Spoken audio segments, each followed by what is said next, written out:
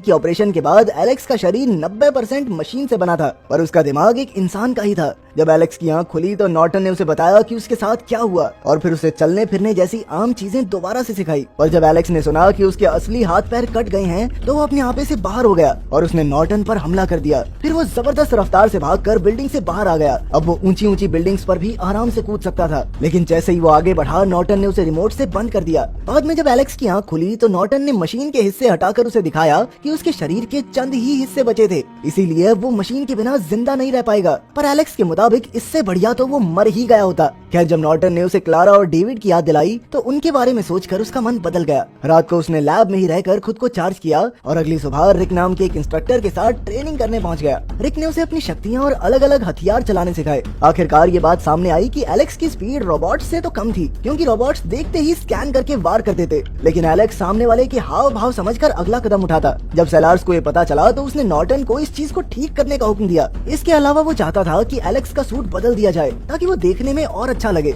इसके बाद लैब में नॉर्टन ने एलेक्स का दिमाग खोलकर कुछ बदलाव किए जिससे उसे ऐसा लगे कि वो अपने मन से वार कर रहा है, लेकिन असल में काम मशीन करेगी। बाद में एलेक्स को काला सूट पहनाकर सुपर हीरो जैसा बना दिया गया। अब फिर से उसकी जांच का समय था और इस बार उसे रिक और उसके रोबोट्स की फौज का सामना अकेले करना था। एलेक्स ने तुरंत अपने सिस्टम से पूरा इलाका स्कैन किया और फिर एक एक रोबोट के सामने आते ही धड़ाधड़ गोलियां बरसाने लगा। जल्द ही सभी रोबोट्स ठंडे पड़ गए और अब सिर्फ रिक ही बचा था। एलेक्स ने उसके सूट पर हमला करके अपनी जीत हासिल की। अब वो पहले से काफी तेज हो गया था और उसे एहसास ही नहीं हुआ कि ये सब मशीन कर रही थी। बाद में नॉर्टन उसे अपने परिवार से मिलाने ले गया। क्लारा ने उसे देखते ही गले लगा लिया और डेविड को भी उसका नया अवतार बहुत पसंद आया। कुछ दिन बाद सेलार्स ने एलेक्स को पूरी दुनिया के सामने पेश करने का फैसला किया। इसके लिए नॉर्टन ने साल 2011 से लेकर अब तक के सारे अपराधियों का डेटा एलेक्स के दिमाग में दर्ज कर दिया। साथ ही एलेक्स को शहर के सभी सीसीटीवी कैमरास की फुटेज दिखने लगी। इतनी जानकारी एक इंसानी दिमाग के लिए बहुत ज्यादा थी और जैसे ही एलेक्स को अपनी गाड़ी के धमाके की फुटेज दिखी तो वो अचानक बेहोश हो गया। पर क्योंकि प्रोग्राम कुछ ही देर में शुरू होने वाला था, इसीलिए नॉर्टन ने तुरंत ऑपरेशन करके उसके अंदर की सारी भावनाएं दबा दी।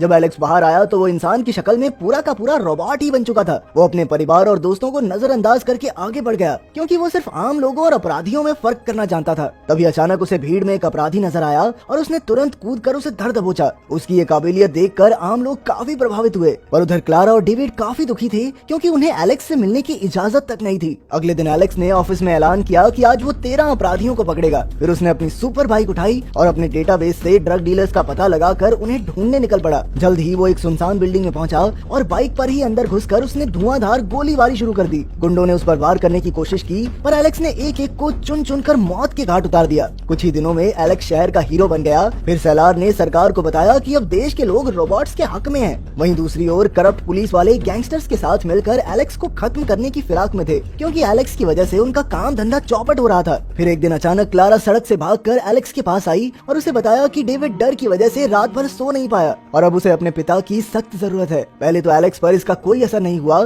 पर बाद में बाइक पर उसने फुटेज छान कर देखा कि उस दिन डेविड ने गाड़ी का धमाका देख लिया था, जिस वजह से उस बेचारे बच्चे को गहरा सदमा लगा। आखिरकार एलेक्स को एहसास हुआ कि उसकी वजह से उसके परिवार को न जाने क्या क्या झेलना पड़ रहा था और जल्द ही उसे फिर से सब कुछ महसूस होने लगा। अब उसने खुद इस केस के अपराधी को पकड़ने का फैसला किया। उस दिन की फुटेज देखकर वो एक गुंडे तक पहुंचा जो गैंगस्टर के साथ काम करता था। उसने गुंडे का हाथ तोड़ डाला और फिर धमकाकर मेन अड्डे की जानकारी निकलवाई। इसके बाद वो तुरंत अड्डे की ओर निकल पड़ा। उधर जब करप्ट पुलिस वालों को इसकी खबर मिली तो उन्होंने गैंगस्टर को सावधान कर दिया। जब तक एलेक्स वहां पहुंचा तब तक कई गुंडे हथियारों से लैस उसका इंतजार कर रहे थे। एलेक्स बाइक पर ही अंदर घुसाया और आते ही उन पर धमाकेदार हमला बोल दिया। इतने गुंडे और हथियार भी उसका कुछ नहीं बिगाड़ पाए और आखिरकार उसने सबको खत्म कर दिया। फिर उसने हथियारों पर लगे उंगलियों के निशान स्कैन किए, जिससे साफ हो गया कि कौन से पुलिस वालों ने गैंगस्टर्स की मदद की थी। अब वो सीधा पुलिस स्टेशन पहुंचा तो उनमें से एक पुलिस वाले ने एलेक्स पर गोली चला दी, पर एलेक्स ने तुरंत ही उसकी जान ले ली। फिर दूसरे पुलिस वाले ने डर कर उसे बताया कि इस सब में बॉस का हाथ था। एलेक्स उसे गोली मारकर बॉस की जान लेने पहुंचा,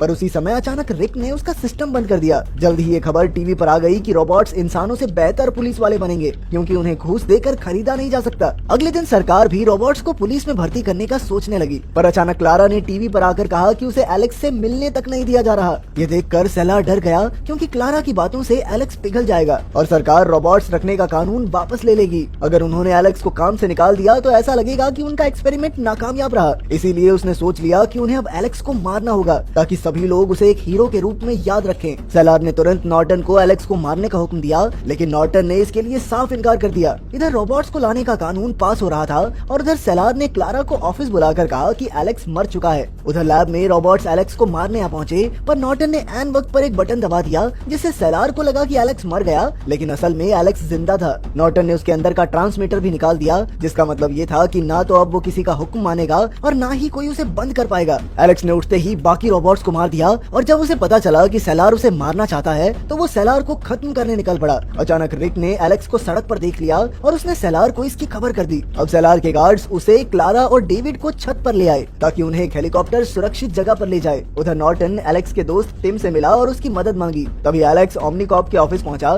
जहां कई गार्ड्स पहरा दे रहे थे। एलेक्स सभी गार्ड्स को मारते हुए बाइक पर अंदर घुस आया और फिर उसने वहां मौजूद रोबोट्स पर हमला कर दिया, मगर इतने सारे रोबोट्स और हथियारों का सामना करना उसके लिए भी मुश्किल था। जल्द ही उन्होंने एलेक्स का पैर तोड़ डाला और उस पर लगातार वार करने लगे। तभी अचानक एक पुलिस की गाड़ी अंदर घुस आई और टिम ने बाहर आकर रोबोट्स को रोका, क्योंकि रोबोट्स पुलिस वालों के ऑर्डर्स मानते थे। मौके का फायदा उठाकर एलेक्स भाग निकला और जल्द ही उसका सामना रिक से हुआ। उसने रिक को गोली मारने की कोशिश की, पर वो चाहकर भी बंदूक चला नहीं सका, क्योंकि उसकी प्रोग्रामिंग के हिसाब से रिक उसके लिए कोई खतरा नहीं था। अब रिक ने एलेक्स पर कई वार किए और आखिरकार वो एलेक्स को खत्म करने ही वाला था कि पीछे से टिम ने रिक को गोली मार दी। अब एलेक्स सीधा छत पर सेलार का सामना करने पहुंचा। सेलार को यकीन था कि एलेक्स वार नहीं करेगा, क्योंकि ये उसके सिस्टम के खिलाफ था, पर एलेक्स ने अपने अंदरूनी सिस्टम से लड़ने की पूरी कोशिश की। तभी सेलार ने उसे क्लारा और डेविड को मारने की धमकी दी, पर इससे एलेक्स का दिमाग और मजबूती से सिस्टम से लड़ने लगा और अचानक ही उसने सेलार को गोली मार दी। अंत में सरकार ने रोबोट्स को रखने का कानून वापस